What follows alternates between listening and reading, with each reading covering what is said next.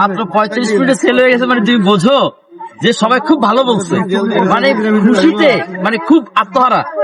পরের দিন বলতেছে ঠিক আছে তাহলে আমি কালকে দেবো, আমি আবার কালকে হ্যাঁ দিব, পরে আবার কালকেও দিচ্ছে, কালকে একটু বাড়াই দিচ্ছে। হ্যাঁ কালকে এর পরের দিন হচ্ছে গিয়ে 6টা না 7টা দিচ্ছে গোলগুলা, পুডিং দিচ্ছে বাড়াই, আর কেক গুলো বাড়াই দিচ্ছে। মানে এই যে তার একটা কাজে যে একটা মানে ইন্সপায়ার, কাজের প্রতি একটা ভালোবাসা ইয়ে হয়েছে, খুব দ্রুত কাজ করতো, আগে যেরকম করতো তার থেকে বেশি কাজ করতো। ওই সংসারের টুকুটাই কাজ মানে ইয়ে করে যেগুলো করা লাগতো এগুলো আমার আম্মা হেল্প করতো।